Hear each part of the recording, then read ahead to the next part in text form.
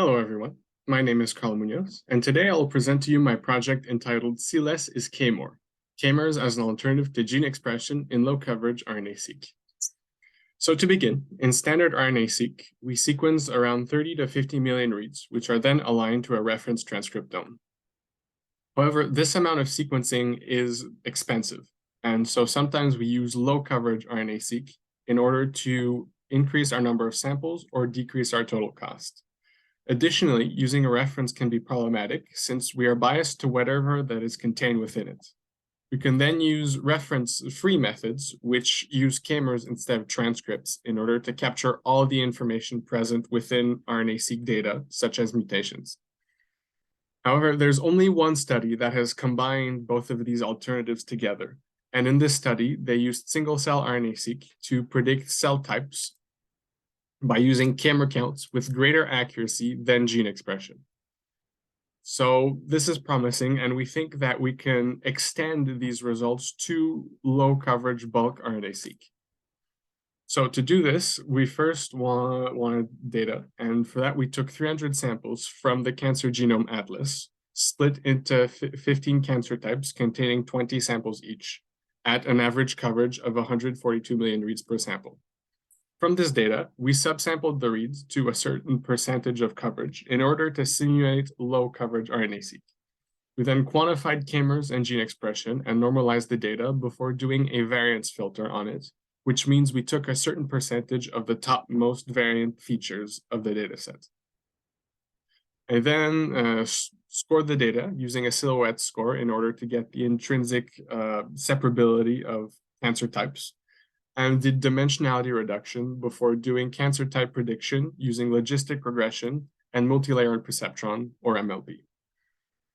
So first of all, I wanted to find exactly how many K-MERS I could get rid of from my data set. So to do this, I plotted silhouette score according to various levels of coverage and various levels of variance filtering, and compared it to its corresponding gene expression. So there are two things we can notice here. First of all, we find that K-MERS can have a higher silhouette score than gene expression, and we have at a 1%, that is when the silhouette score peaks for all coverage levels. So first of all, this might mean that K-MERS can cluster cancer types better than gene expression, and that we can consistently remove 99% of features from our data sets. As such, with future manipulation using K-MERS, we will always be using a 1% variance filtration. Next, to confirm the results of the previous figure, I did 2D t-SNE visualization on K-MERS and gene expression at 100% coverage and 10% coverage.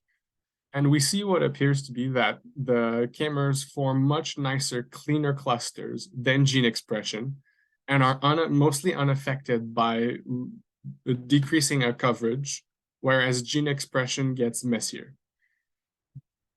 This would suggest, in fact, that K-MERS can cluster better than gene expression, but even more so when we reduce coverage. Next, I wanted to see what is the best dimensionality reduction method and machine learning model to use for my final results. To do this, I plotted prediction accuracy on 2D t-SNE, 300 dimension PCA, and no dimensionality reduction for logistic regression and MLP. And we find that 300 dimension PCA is our best dimensionality reduction, and that overall MLP has the best prediction accuracy, having at worst an equal median to logistic regression. As such, we will be using the combination of multi-MLP, 300 dimension PCA for my final result, which is my most important, which is here. This is where we took our data set at coverage levels of 100%, 10%, and 1%, and plotted the prediction accuracy for K-MERS and gene expression using 300 dimension PCA and MLP with a 1% variance on the K-MERS. And we see that as we reduce coverage, K-mers have better prediction accuracy than gene expression, which confirms our initial hypothesis. However, there are two main limitations I have to bring up about this result. The first is that at 100% coverage, K-mers and gene expression perform about equally, which is not expected. We thought K-mers would always be better. However, this might just be due to MLP having just being limited and cannot perform any better than the ceiling that we find here. Finally, our sample size is small, only 300 samples, meaning that our confidence intervals are very large. So that's to keep in mind. So to conclude, we saw that variance filtration, feature selection, and dimensionality reduction are both helpful for clustering and prediction accuracy. Additionally, as coverage level is reduced, K-mers have better prediction accuracy than gene expression.